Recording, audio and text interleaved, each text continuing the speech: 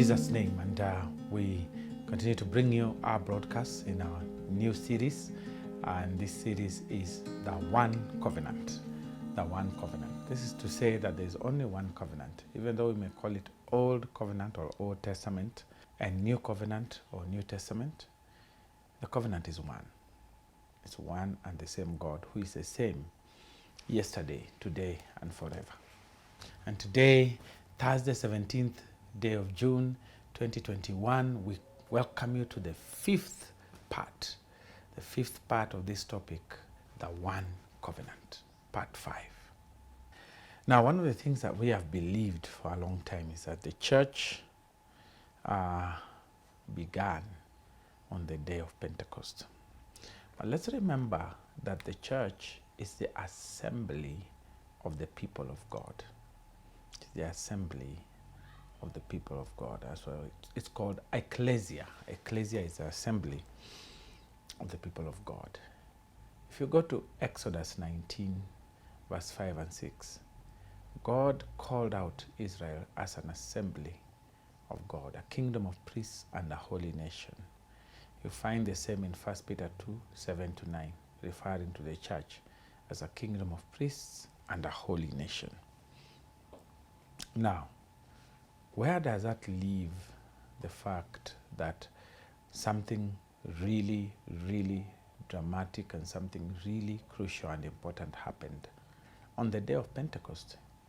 It just means that on the day of Pentecost, God poured out His Spirit on one flesh. And the Bible actually does say that. Peter, in his preaching, he says, this is that which was said. In Acts chapter 2, he says, this is that which was said, prophesied in Joel. In the last days, I shall pour out my Spirit on all flesh. So what changed really was the program of God. Not an initiation of something completely new, but the program of God is what changed.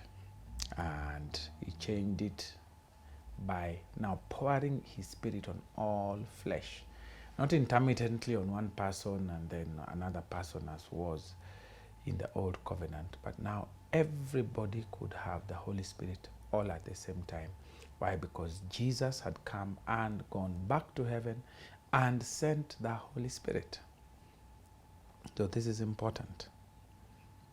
So because God is the same yesterday, today, and forever, we find that therefore the church was there earlier. The assembly of the people of God was there before Pentecost. It's just that the format of it was that there was no outpouring of the Holy Spirit. And so the church as we know it right now is something that we need to properly understand, that it was established in the wilderness.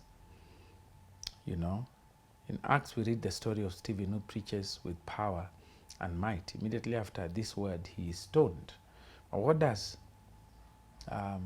Stephen say in Acts 7 verse 38? This is he who was in the congregation in the wilderness. And the congregation here is the assembly of believers. This is he who was in the congregation in the wilderness with the angel who spoke to him in Mount Sinai, and with our fathers who received the living words to give to us. So Stephen is saying that the same Yeshua seen on earth and whose power is worthy through the Holy Spirit, or working through the Holy Spirit in Acts, was at the beginning in the Old Testament, which is actually true. Stephen says he's the same person who was there in the assembly. In Exodus 19, 1 to 25, we find the story of how this group of people stood before God. You know, Moses came and told the people all the words of Yahweh. Exodus 24, verse 3. Moses came and told the people all the words of Yahweh and all the judgments, and all the people answered with one voice and said, all the words which Yahweh has said, we will do. Now, Acts 7 has verified that this group is made up of the house of Jacob, the house of Israel, as a congregation. And this was important. We also find another interesting thing. Those who went up out of Egypt consisted of 600,000 men of the children of Israel and a mixed multitude of Gentiles who had accepted God in faith and had believed in the salvation of God together with the Jews. So it was a mixed congregation. Exodus 12 verse 37 and 38, we find that it was a mixed congregation. This is truly interesting. We find the congregation of Acts also being increased by the acceptance of Gentiles who believed by faith in the work of Jesus as their salvation. So even at this very momentous act by God in Acts chapter 2, we find that there is a family of nations that actually believed on the same day. And so in Acts chapter 2 verse 9 to 11, there was a group of people who were in Israel, who were in Jerusalem at the time, and they were the family of nations. And the Apostle Peter confirms this in Acts chapter 10 verse 34 and 35. This is what he says in Acts chapter 10 verse 34 and 35. Then Peter opened his mouth and said, "Truly I see that God is no respecter of persons. But in every nation he who fears him and works righteousness is accepted with him." Fears him and works righteousness is accepted with him.